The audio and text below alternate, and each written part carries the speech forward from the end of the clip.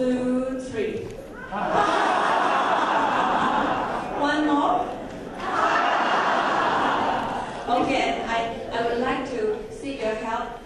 Please help Fuda to actually hug your friend next to you and actually extend our gratitude and our love to all of them. Hug them, embrace them. Thank you. Thank you so much.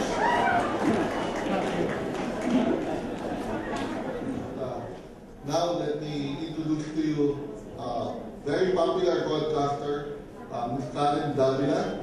I saw her Philippines early this morning and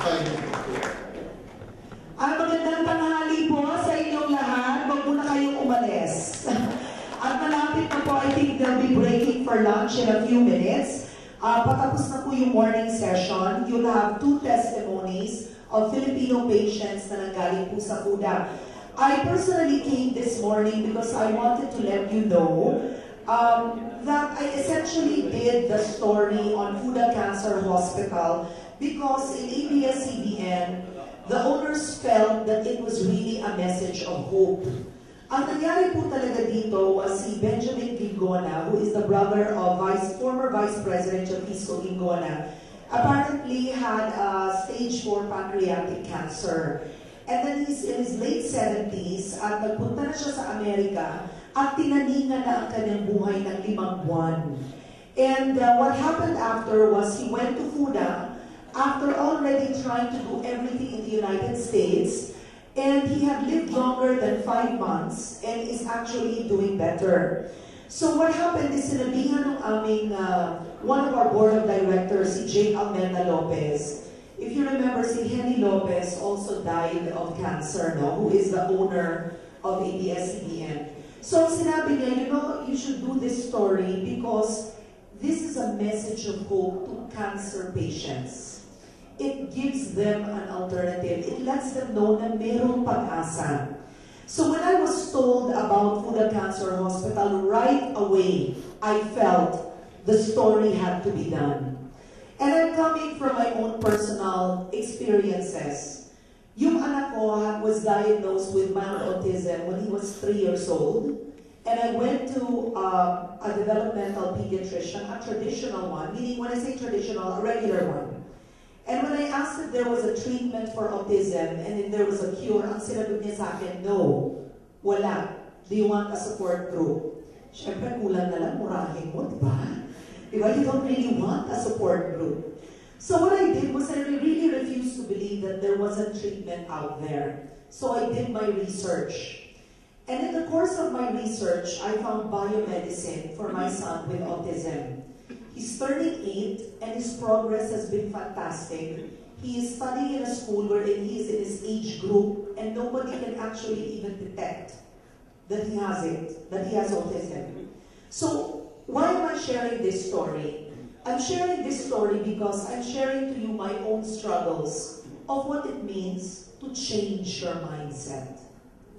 I fought with my mother, I fought with my lolas, name it, in-laws. Why are you giving your son that medicine? Who is that doctor? Anong alam mo dyan? You know, everything. But I said to myself, you have to make a decision. Unless there is a treatment offered, then I don't think anybody has some business telling me what to do. Because unless they can give me a solution coming from heaven, then there's no point in criticizing what I'm about to do. And I feel good that I did it. And it took conviction and really yung paninindigan na that you have to do your own research and get yourself out of the box. My tita died of breast cancer at 60. I have another tita who had breast cancer. And then my father-in-law died of liver cancer. All that I remember was when they did major chemotherapy at an old age. They all got sick, didn't want to eat, their hair fell off, and it just took a few days, and they had to say goodbye. And one thing in common that they had was age. They were all older. I've met people, younger people in their 20s and their 30s who've undergone chemotherapy and have actually survived it. So when I went to FUDA, I was really excited. And what amazed me was I saw everything for myself. The hospital was extremely transparent. They don't hide anything from you. I saw cryosurgery with my own eyes. I was inside the operating room. It was a Vietnamese patient who was 55 years old, stage 4 lung cancer, and I saw how cryosurgery was done. It is only one doctor that does it in FUDA who has done 5,000 cryosurgeries. And it actually, they let me witness that it took almost maybe 8 to 10 times before the cryoprobes really hit the tumor exactly. And the patient is under a CT scan, if you saw in the video, and what shocked me was at some point the patient was awake. Sabi ko, how weird. So, yung patient gumagalaw.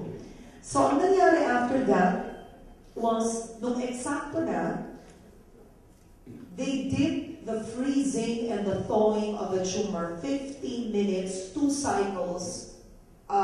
First cycle, 15 minutes, you freeze and thaw. The next cycle, 15 minutes, you freeze and thaw. After that process, I saw the patient brought to the ICU and was fully awake. So that one really surprised me. Then in the course of my coverage in FUDA, I met a couple of European patients. So that actually also surprised me given the fact that healthcare in Europe is free. And that, hospitals in Europe will pay for your cancer treatment. So the one I had encountered and visited was a Danish patient. His name is Thor, and he has lung cancer stage 4. He's in his early 40s. And he chose to go to FUDA because he had said chemotherapy was the only treatment given to him in Denmark in which he got very, very sick. And he couldn't go to work. So I saw also how they did localized chemotherapy in which may tubo na ipinapasok sa loob ng katawan at napapanood ito sa parang ultrasound sa isang screen at doon lang sa bahagi ng katawan na yon inilalabas yung chemotherapy medicine, yung medication.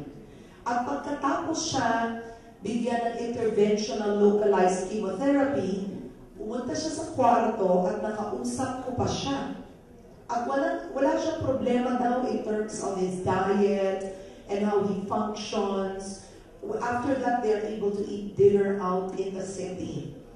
Actually, isa pa yun na nagulat ako that the patients there a lot of them were really smiling and a lot of them go shopping after the treatment. So that kind of freaked me out. No, but they do. But I'm going to make this short because I don't think I'm the valuable speaker here. I really feel it's the experiences of Nestor and Dai. But the reason I wanted to speak in front of you today is this.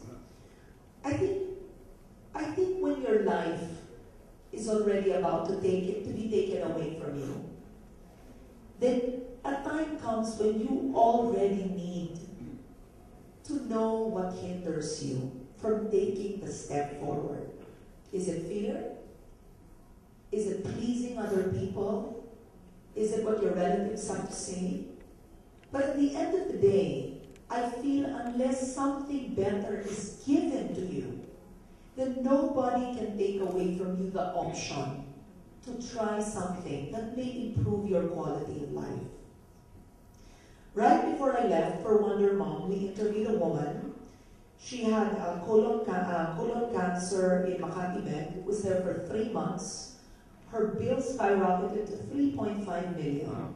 I spoke with the family. They had to loan, sell part of their house.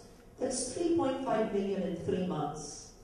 That chemotherapy and radiation. But what complicated it, the children told me, was the complications that went with the chemotherapy at an older age. All the antibiotics she had to take.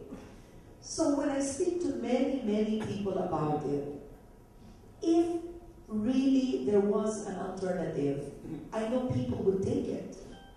Because at some point, we know that what is given in front of us is not enough. And I think I'm here in front of you today to give you that message. It's worth a shot. it's worth a try.